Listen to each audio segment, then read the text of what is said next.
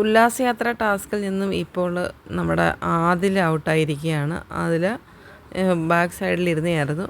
അവിടെ നിന്ന് പുറത്തിറങ്ങി കുറേ അധികം സമയമായി. ഇനി ഇവിടെ അതിനകത്തിരിക്കുന്നത് എല്ലാവരും പോയിൻ്റ് നിലയിൽ പുറകിൽ തന്നെയാണ്.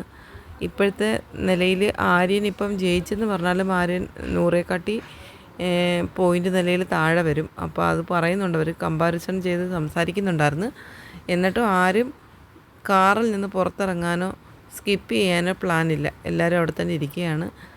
ഫ്രണ്ട് സീറ്റിലിരിക്കുന്ന ആര്യനും നൂറയും കൂടെ അനീഷിനെയാണ് ഔട്ടാക്കാൻ നോക്കുന്നത്. പക്ഷേ അനീഷ് അത് സഹിച്ചിരിക്കുകയാണ്, ഇപ്പോഴും പിടിച്ചു തന്നെ ഇരിക്കുകയാണ്. അനീഷ് ഇറങ്ങത്തില്ലെന്ന് തന്നെ പറയുന്നുണ്ട്. അവർ രണ്ടുപേരും വിന്നർ ആയിക്കോട്ടെ, പക്ഷേ ടാസ്ക് സ്കിപ്പ് ചെയ്യാൻ അനീഷ് തയ്യാറല്ല. മാക്സിമം അവർ അനീഷിനെ ഔട്ടാക്കാനുള്ള പരിപാടികളെല്ലാം ചെയ്യുന്നുണ്ട്. ഇപ്പോൾ ബാക്ക് സൈഡിൽ അനുമോളും അക്ബറും മാത്രമാണുള്ളത്. അവിടെ വേറെ ആരുമില്ല, രണ്ടുപേരും മാത്രമാണ്. അത് എത്ര സമയം വേണമെങ്കിലും അങ്ങനെ ഇരിക്കാം, ബുദ്ധിമുട്ടുകളൊന്നുമില്ല.